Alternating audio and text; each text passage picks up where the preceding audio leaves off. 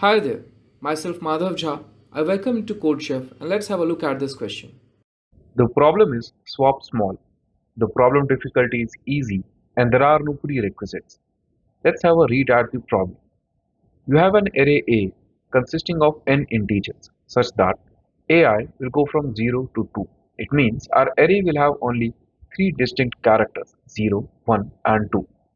Now you can do the following operation multiple times, that is, choose an index I such that its previous element AI plus its next element AI plus 1, their sum is less than equal to 2. If this is the case, then we will swap AI and AI plus 1. Now we need to find the lexicographically smallest array A possible with this swap. So what we're trying to do is, we have our current element and we have its next element. So for the current element and the next element, if their sum is less than or equal to 2, we can swap them.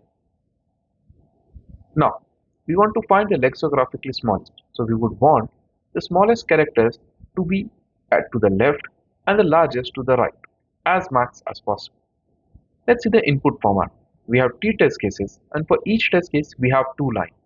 The first line contains the integer n, and the second line contains n spaced integers. Those are our array elements a1, a2, a3 till an. As for the output, on a single line we have to output the lexicographically smallest array possible. As for the constraints, number of test cases will go from 1 to 100, length of the array will go from 2 to 100, and as we have seen in the statement, the elements themselves will go from 0 to 2. Let's see some sample inputs. So for the first sample input, our n is 4 and the array given to us is 1, 0, 2, 1. Now let's see the different kinds of swap that we can make. If we choose the index I as 1, then we can check whether first and second element that we have 1 and 0.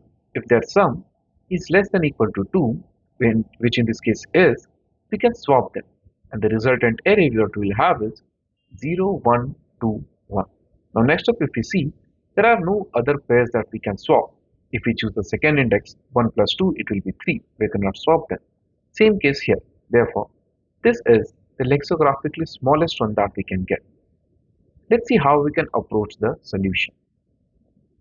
Let's see what are the different types of swap that we can make.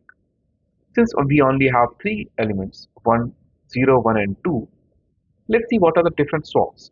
We have 0, 1, we have 0, 2 and we have 1 and 2. Let's see if we can perform.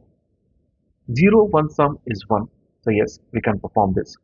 0 and 2 sum is 2, so yes, we can perform that too. But 1 plus 2 is 3, which we cannot do.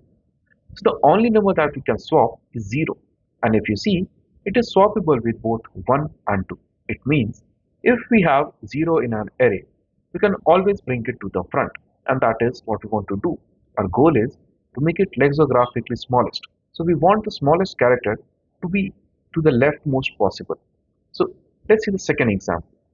We have 5 elements, out of which 3 are 2 that are at the left. So what do?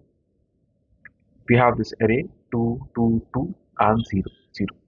What we'll do is we'll keep on swapping zeros. So first we'll swap 0 with this.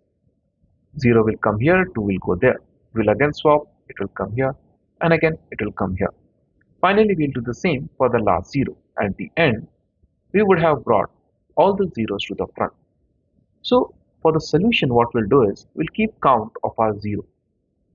We will print it at the start, and whatever is the remaining array, we will print it as it is because there are no other swaps to be made, and this will be our solution. Let's see how we can implement the solution in C++. So for each test case, we'll call the function solve. In solve, we'll take the input of n and then the input of our array. With this, we'll initialize an empty result array. Then we go over all the elements. Whenever we encounter a 0, we increment our 0 counter variable by 1. Otherwise, we'll print the existing element to our resultant array. This is to preserve their order. At the end, we first print all the zeros.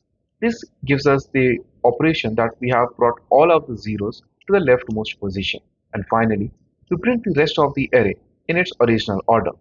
And at the end, we have the lexicographically smallest array that we can achieve. And as you can see, I have EC in my C++ implementation. Let's see how we can do this in Python.